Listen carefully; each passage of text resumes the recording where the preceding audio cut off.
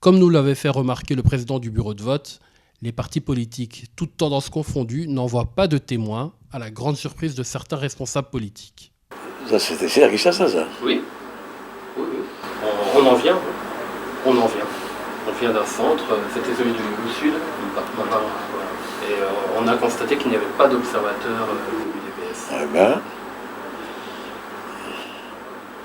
moi, ça aussi, je suis surpris parce que le secrétaire général avait pris toutes les dispositions pour que, au moins à Kinshasa, nous ayons un observateur à chaque bureau. Voilà, je viens d'apprendre maintenant qu'il y a un bureau où il n'y en a pas. Ça, c'est malheureux, ça. La question de la crédibilité des élections en RDC repose donc sur la présence des témoins dans les bureaux de vote situés sur tout le territoire de la République. Il faut commencer à observer aujourd'hui. Est-ce qu'on a un rôle des petits-enfants? Est-ce qu'on empêche aux gens d'aller s'enrôler? Est-ce qu'on intimide les gens pour qu'ils n'aillent pas se faire enrôler? La fraude se met là. Et c'est là qu'il faut observer, qu'il faut contrôler. On attend seulement le jour du scrutin là pour dire non. Mais là, moi je les invite à venir observer maintenant, à voir comment on enrôle, comment les choses se font. À ce moment-là, on va être des bons témoins de tous les cycles. Et vous allez voir qu'il n'y a pas d'observateurs, de témoins des partis dans les bureaux. Et pour l'instant, il n'y a pas d'observateurs? Non, il n'y en a pas.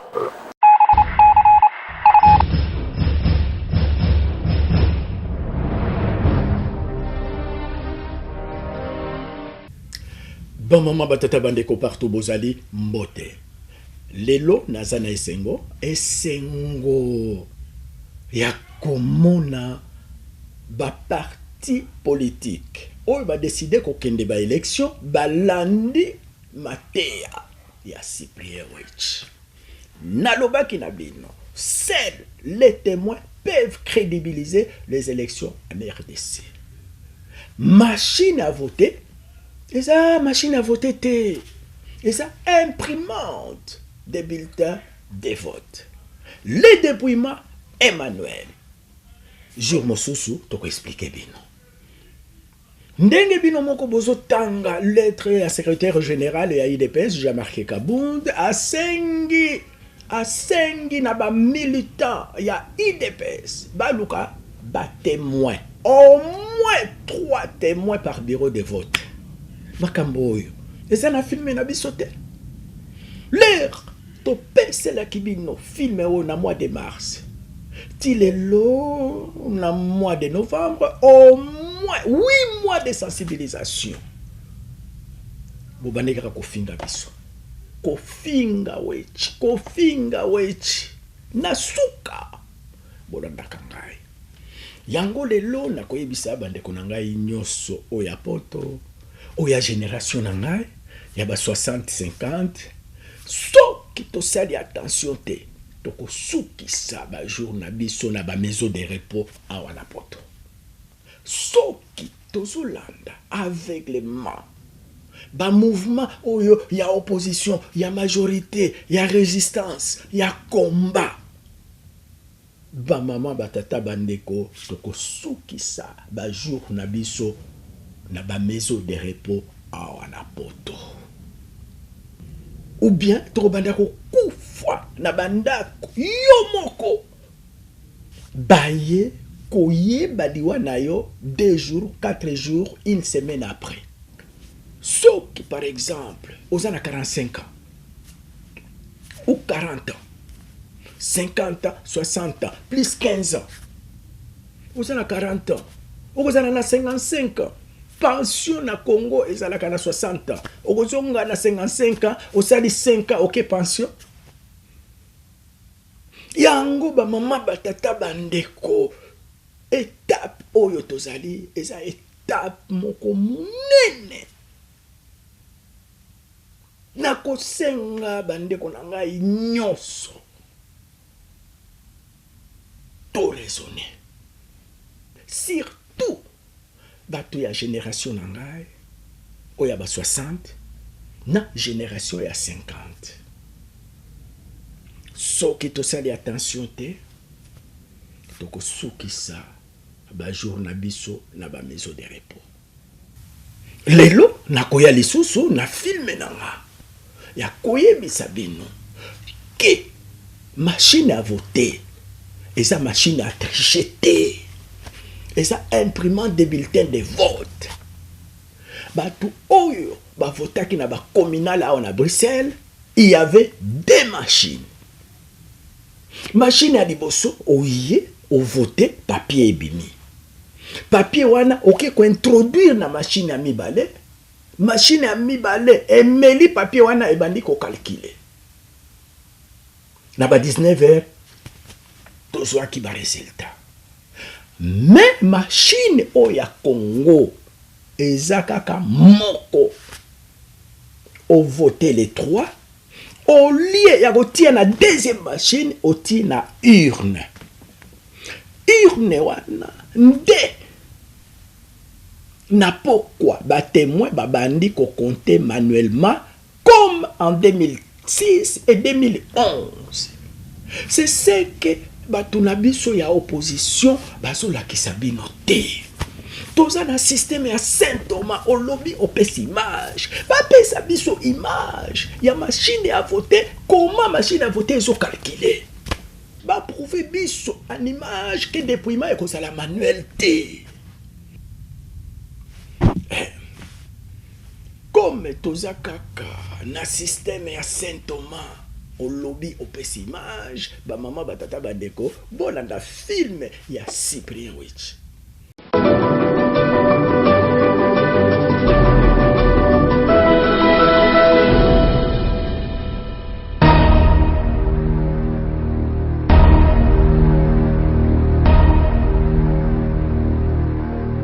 On le sait désormais, le 23 décembre prochain, le calendrier électoral tel qu'établi par la CENI, la Commission électorale indépendante en RDC, prévoit la tenue d'élections présidentielles, législatives et provinciales. Mais à quelques mois seulement du scrutin, le président de la CENI, Corneille Nangaa, a provoqué un coup de tonnerre en promouvant l'utilisation de la machine à voter, et ce, à l'occasion d'un scrutin que d'aucuns ont d'ores et déjà qualifié de tous les dangers. À la suite de la présentation de la machine à voter, la démonstration de son usage n'a pas convaincu. L'usage de la machine à voter viole les secrets du droit de vote, tel que prévu par l'article 5 de la Constitution, alinéa 4, dans la mesure où la grande majorité des électeurs ne seront pas à même de l'utiliser et devront absolument être assistés. La commande des machines à voter n'a obéi à aucune disposition de la loi relative au marché public. Mais lors d'une démonstration effectuée par la CENI à l'Assemblée nationale, la machine à voter a présenté ses premiers signes de faiblesse, semant ainsi doute et méfiance auprès des députés. Machine à voter. La machine à voter, les gens de la CENI sont venus la présenter à l'Assemblée nationale et elle n'a pas fonctionné. Et pourtant, ici à Kinshasa, il y a le courant. Si cette machine à voter bloque à l'intérieur du pays où il n'y a pas d'électricité, que se passera-t-il alors? Le calendrier électoral du 5 novembre 2017 ne prévoit pas l'usage de la machine à voter, ni toutes les activités irrélatives, notamment la commande, la livraison, le déploiement, les recrutements et formations des techniciens, etc., etc. Mais plutôt, ce calendrier prévoit l'utilisation des bulletins de vote traditionnels.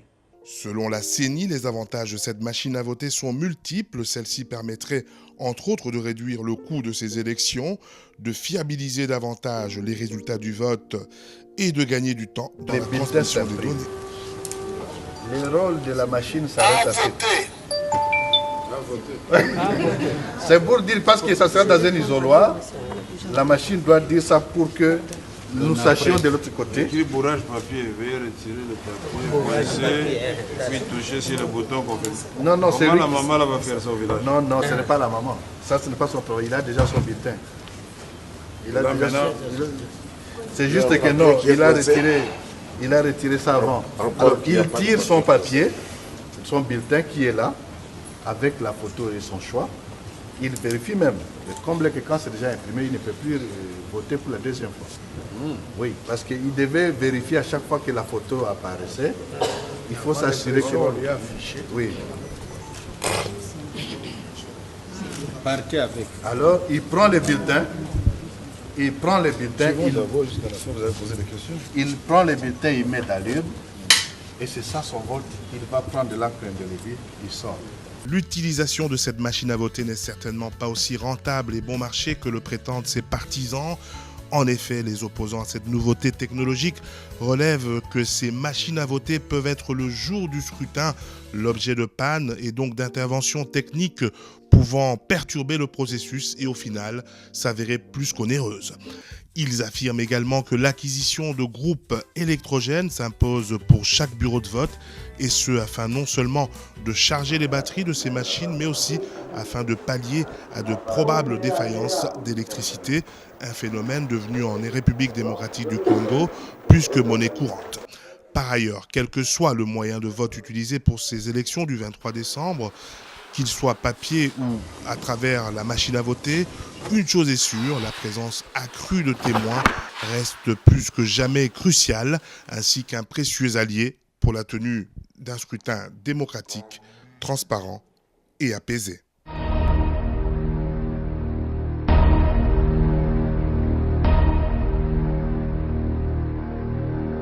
Le 23 décembre prochain, la République démocratique du Congo organisera pour la 3e fois de son histoire les élections présidentielles. C'est une échéance sous haute tension qui attend le peuple congolais. Les précédents scrutins en 2006 et 2011 avaient abouti à la victoire de Joseph Kabila, des résultats qui furent vivement contestés par l'opposition et qui occasionnèrent de l'instabilité politique, économique et militaire en République démocratique du Congo. Depuis près de 20 ans, la rédaction de Télématongué sur BX1 a suivi toutes les étapes qui doivent mener le Congo-Kinshasa sur le chemin de la démocratie. Nous étions présents lors de la reprise de la coopération belgo-congolaise en 1999. Si la fédération revient au pouvoir au niveau fédéral en Belgique, qu'est-ce qui changera, notamment dans la politique étrangère de la Belgique vis-à-vis du Congo ? Je crois que nous avons à renouer des liens avec des régions du monde dans lesquelles nous avons toujours eu une présence importante, une expertise reconnue, et c'est le cas de la région des Grands Lacs. Alors, non seulement au Congo, mais au Rwanda, au Burundi, nous avons toujours joué un rôle. Malheureusement, depuis plus de 10 ans, la Belgique a pratiquement abandonné cette présence. Et qu'on doit essayer de nous atteler à essayer de restaurer la démocratie dans tous les pays autour des Grands Lacs et la pacification. C'est loin d'être fait et on doit jouer notre rôle. Mais nous pensons que la Belgique doit aider l'Afrique et notamment le Congo à trouver des solutions qui permettent à ce peuple enfin de vivre en paix et de vivre un développement durable parce qu'il le mérite. Que nous n'avons pas voulu nous initier dans ces problèmes spécifiquement africains, mais demain je crois qu'il faut prendre ses responsabilités. Lors du référendum de 2005, qui consacra la nouvelle constitution congolaise et l'organisation des élections présidentielles de 2006, le problème des témoins s'est présenté pour la première fois. Et en fait, il y avait très peu d'autres observateurs indépendants. Donc, Pourquoi ? Je n'en sais rien, mais je constate quand même qu'il y en avait beaucoup moins que lors d'élections en Europe de l'Est ou en Amérique latine. Et ça, je crois que c'est un message que je voudrais adresser pour la prochaine élection, c'est d'avoir un maximum d'observateurs nationaux et internationaux, parce que je crois que tout le monde a intérêt à ce que le scrutin se déroule avec une très grande régularité. Selon l'article 41 du Code électoral, les témoins assistent à toutes les opérations de vote, de dépouillement de bulletins, de compilation et de décompte des voix. Cette même loi précise également que le président du bureau de vote invite les témoins à contresigner le procès-verbal des opérations électorales. Les copies des procès-verbaux sont ensuite remises aux témoins qui les présenteront comme preuve de bon déroulement du vote à leur parti politique. Enfin, la loi électorale indique que les témoins sont à la charge de ceux qui les ont désignés, et non à la charge de l'État ou de la CENI. L'absence de témoins n'est pas un motif d'invalidation du scrutin, sauf si ces absences sont provoquées de manière intentionnelle. La question de la crédibilité des élections en RDC repose donc sur la présence des témoins dans les bureaux de vote situés sur tout le territoire de la République. Il faut commencer à observer aujourd'hui. Est-ce qu'on enrôle des petits-enfants ? Est-ce qu'on empêche aux gens d'aller s'enrôler ? Est-ce qu'on intimide les gens pour qu'ils n'aillent pas se faire enrôler? La fraude se met là. Et c'est là qu'il faut observer, qu'il faut contrôler. On attend seulement le jour du scrutin là pour dire non. Mais là, moi je les invite à venir observer maintenant, à voir comment on enrôle, comment les choses se font. À ce moment-là, on va être des bons témoins de tous les cycles. Et vous allez voir qu'il n'y a pas d'observateurs, de témoins des partis dans les bureaux. Et pour l'instant, il n'y a pas d'observateurs. Non, il n'y en a pas. Télématongué était descendu sur le terrain. Nous nous étions rendus au bureau de vote de Yolo Sud afin de vérifier le processus d'enrôlement de la population en vue des présidentielles de 2011. Aujourd'hui, il n'y a que les témoins des partis des ARC. Nous nous sommes ensuite rendus dans d'autres bureaux de vote, même constat. C'est le seul dit, je dois dire que tout le monde est absent ici. Nous ne voyons presque pas un parti politique qui s'est identifié d'une manière officielle.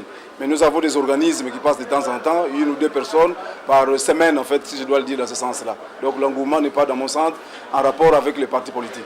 Comme nous l'avait fait remarquer le président du bureau de vote, les partis politiques, toutes tendances confondues, n'envoient pas de témoins, à la grande surprise de certains responsables politiques. Ça, c'était cher, Kinshasa, ça. Oui. On en vient.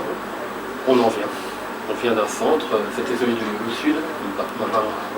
Et on a constaté qu'il n'y avait pas d'observateur UDPS. Eh bien, moi, ça aussi, je suis surpris parce que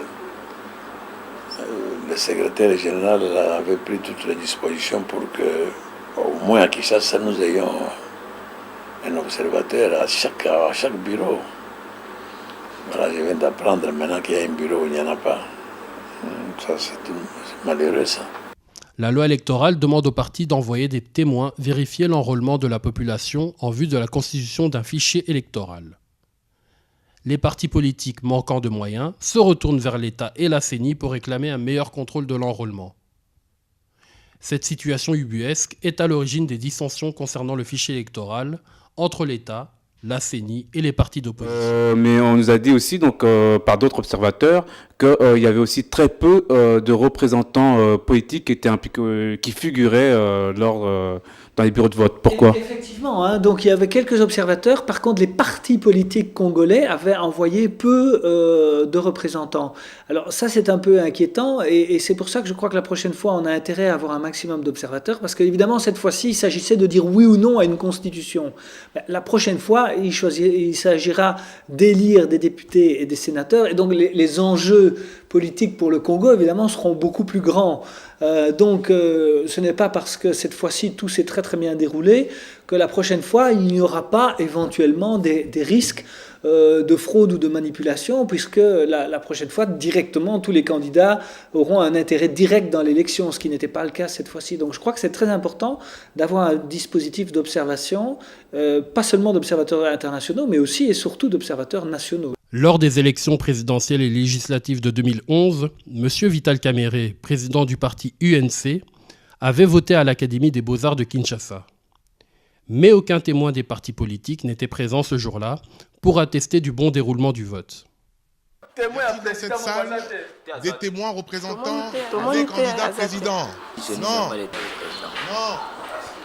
Autre incohérence. Selon l'article 8 de la loi électorale de 2011, la liste électorale doit être affichée 30 jours avant le début du scrutin. Cette disposition permet à la population d'introduire dans les temps une réclamation, au cas où une erreur serait constatée, ou en cas d'absence de leur nom dans le fichier électoral. Or, la liste électorale a été affichée le 28 novembre, soit le jour même du vote, ce qui empêchait toute réclamation de la population. De nombreuses personnes n'ont pas retrouvé leur nom sur la liste et n'ont donc pas pu voter.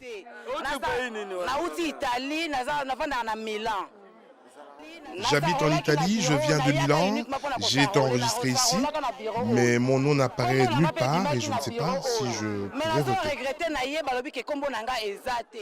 Téléma Tongue s'est ensuite rendu au bureau de vote du collège Saint-Joseph de la Gombe à Kinshasa, où les témoins de tous les partis politiques étaient cette fois présents. Nous témoin à PPRD, Joseph Kabila. Témoin à Kamerhe, INC.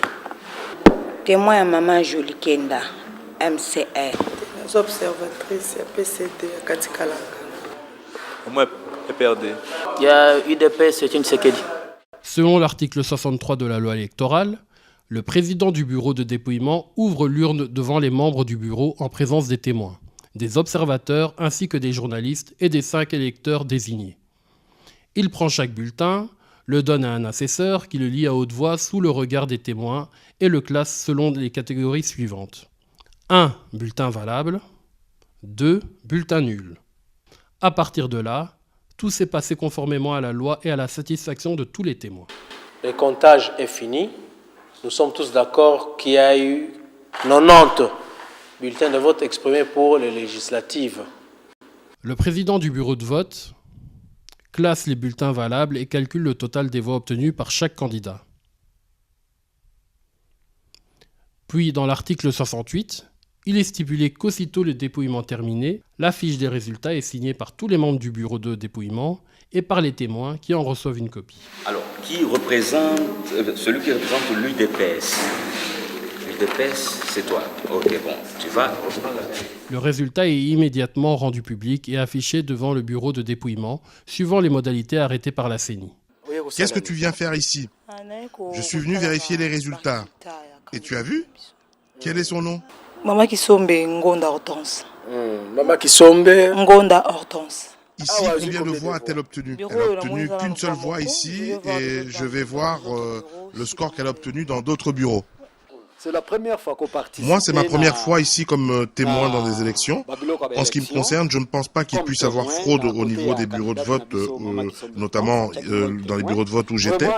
Mais peut-être que si fraude il y a, il peut y en avoir, mais au niveau, à un autre niveau, mais pas dans les bureaux de vote tels que celui dans lequel j'étais, car le dépouillement a été fait de manière très rigoureuse. À moins à niveau Moussoussou, ça va, mais à niveau Yabacentre, je ne crois pas. En ce qui concerne les risques de fraude, comment peuvent-elles intervenir? Mais ils peuvent intervenir à différents niveaux. Donc déjà au niveau des électeurs qui vont voter. Alors normalement, là, il y a un système avec de l'encre indélébile. Ils peuvent surtout intervenir au moment du dépouillement. Bon, je suis assez optimiste parce que les 5 personnes donc, qui forment le bureau de vote ne sont pas des personnes politisées a priori. Elles ont été formées, on a vu que cette fois-ci le dépouillement s'était très très bien passé. Mais bon, on peut toujours imaginer qu'en l'absence d'observateurs, il puisse y avoir un problème dans certains bureaux de vote. Un autre problème se situe au niveau de la transmission des procès-verbaux. Donc une fois que les 40 000 bureaux de vote ont dépouillé les bulletins, il faut encore qu'ils soient centralisés dans les différentes régions et provinces. Et là, je crois qu'il sera utile la prochaine fois de suivre les urnes depuis les bureaux de vote jusqu'à l'endroit où les différents résultats sont compilés. Enfin, l'article 69 précise que les procès-verbaux de dépouillement et les pièces jointes sont acheminés pour centralisation et compilation au centre local de compilation situé dans chaque circonscription électorale, conformément au plan de ramassage arrêté par la CENI. Ce transfert au centre de compilation est une autre phase délicate du processus électoral, car des fraudes se réalisent durant cette séquence. Comment ces fraudes sont-elles possibles? Revenons ensemble sur ce que dit la loi électorale. Selon l'article 67, le président du bureau de vote donne au chef du centre de vote et de dépouillement les procès-verbaux qui sont placés dans des enveloppes distinctes et scellées. Sur chaque enveloppe est indiqué le nom et le numéro du bureau de dépouillement. Le chef du centre de vote et de dépouillement se charge ensuite de transporter au centre local de compilation conformément au plan de ramassage arrêté par la CENI. Il est accompagné des membres des bureaux, des éléments de la police, des témoins et des observateurs. Lors du transfert, auquel nous avons participé et dont nous vous montrons les images, vous pouvez constater que 1. La police n'était pas présente. 2. Le président du bureau de vote ainsi que les témoins n'étaient pas présents également. Seul le chef du centre était présent. C'est l'homme que vous voyez assis sur les sacs contenant les bulletins de vote. Il en ressortira de cette séquence que plusieurs procès-verbaux ont été soit compilés sans la signature du président du bureau de vote, soit tout simplement remplacés. On a accusé les gens ici de prendre les bulletins et d'aller le gaucher en privé là-bas. Ils peuvent se dire que nous sommes des bons, le président doit être là. On va amener tout ça à la Cour suprême. Pardon, président. Parce que c'est depuis hier, c'est depuis hier que nous étions là, depuis 8 heures. Tout ce qu'on a eu comme résultat, le président de centre, de bureau, n'ont pas signé. Ils ont seulement mentionné leur nom et prénom. Tandis que la loi dit, ils ont été formés, la loi dit qu'ils doivent signer. Je regrette. Mais c'est depuis hier, mon président. Moi, je viens d'avoir le rapport, on m'appelle, on doit appliquer la loi ici. Les présidents du bureau de vote, tu les as formés, n'est-ce pas? On leur a dit qu'ils doivent signer. S'ils n'ont pas signé, je regrette. Alors, président, à qui va incomber le sort? Qui va incomber le sort? La Cour suprême, madame, monsieur, La Cour suprême va se prononcer. Un point après. Ça, ce sont des bulletins qui sont nuls. C'est neutral. Papa, c'est depuis hier à 8h, c'est depuis hier. Le président qui ont refusé de signer. Ah, non, c'est là. On va les arrêter. Parce que ça, c'est beaucoup. Ça, non, on va les poursuivre. C'est depuis hier, papa. On va les soumettre à la justice, on va les poursuivre. La communauté, c'est depuis hier. Pardon, passez pas. Vous êtes observateur? Oui. Notre loi, ainsi que les témoins, on a amené des fiches qui ne sont signées par personne ici. On ne sait pas où on les a remplis, et ça, on ne va pas les compter, on doit les amener à la Cour suprême de justice. Des bulletins non signés par personne, non certifiés par personne. On devait signer, le président signe, et on a la signature, et c'est vide. On ne sait pas où. C'était fait dans un bureau, on ne sait pas. C'était fait ailleurs, avec tout ce qu'il y a comme critique ici, qu'on a fait des bureaux à part. Qu'est-ce qui est vide? Parce que là, les témoins ont signé. La personne demandée par la loi, c'est le président d'abord. Un bulletin, même si le témoin ne signe pas, il est valable. Mais si le président ne signe pas, on peut prendre deux bandits du PP, des partis politiques, ils vont les bulletins, nous avons des témoins. Qui est le président? La signature la plus importante, c'est celle du président. Les gens sont ici des fauteurs, on a parlé des bulletins, des fiches partout ici. Ils peuvent se mettre à deux, nous avons signé comme témoin. Non, il faut que le président signe bien sûr.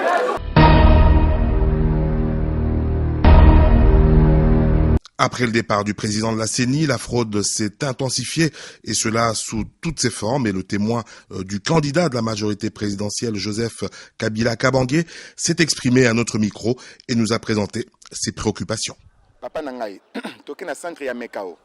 Dans le centre de Mekao à Maluku, bureau de vote numéro 10378A, Joseph Kabila a obtenu 74 voix et Étienne Tshisekedi a obtenu quant à lui 38 voix. Mais au centre de compilation, les chiffres ont été malheureusement inversés. C'est ainsi que Kabila s'est retrouvé avec 47 voix au lieu des 74 voix normalement glanées. Et Étienne Tshisekedi, son candidat de l'opposition, s'est retrouvé quant à lui avec 83 voix au lieu de 38 voix. Babungu Liango est commis 83 voix. Toujours dans le centre de Maluku, dans Menkao. Numéro, bureau de vote 10 378. Dans un même centre, bureau voisin 10 378B, le candidat Joseph Kabila Kabange a obtenu 72 voix et le candidat Tshisekedi 45 voix, mais ils ont déclaré que Kabila aurait obtenu 27 voix et Étienne Tshisekedi 54 voix.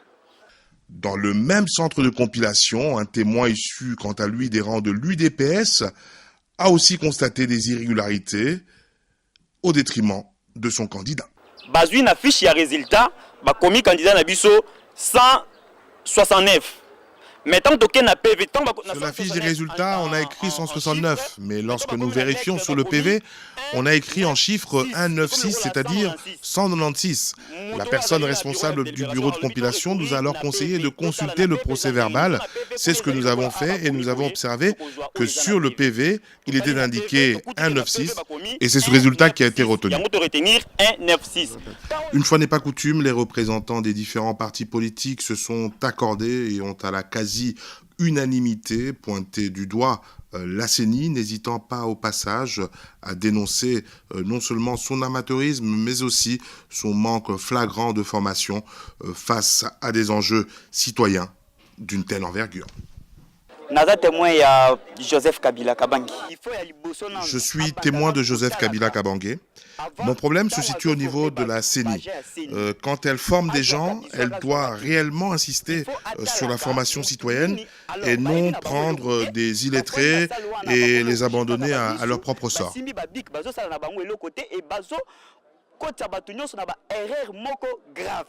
7 ans plus tard, force est de constater que des problèmes subsistent. En effet, Téléma Tongué s'est rendu à l'Athénée de la Gombe et au Collège Saint-Joseph, 2 établissements chargés de procéder à l'enrôlement des électeurs. Et là encore, il apparaît que des partis politiques, une fois de plus, n'ont pas envoyé de témoins. Est-ce que les partis politiques vont respecter la loi? Va respecter ça. Mon tata m'a respecté. Les repérer aux cartes. Témoin ni na parti politique, à Monique, le lobe a livré aux cartes. Est-ce que témoin à Zalaki? Témoin à Zalaki. parti politique. Après 13 ans d'enquête, de 2005 à 2018, Téléma Tongué sur Télé Bruxelles dans un premier temps, puis sur BX1 dans un second temps, a eu l'opportunité de constater les dérives relatives à ces élections et par conséquent propose les solutions suivantes afin de rendre les élections du 23 décembre 2018 non seulement crédibles mais aussi démocratiques. Premièrement, concernant le fichier électoral. Il sera demandé à la CENI d'afficher 3 mois au préalable la liste des électeurs pour les 90 000 bureaux de vote. Cela permettra aux personnes ne retrouvant pas leur nom sur le fichier électoral d'introduire une réclamation. Secondo, nous recommandons aux partis politiques d'envoyer 3 témoins par bureau de vote, c'est-à-dire 270 000 témoins sur toute l'étendue du territoire.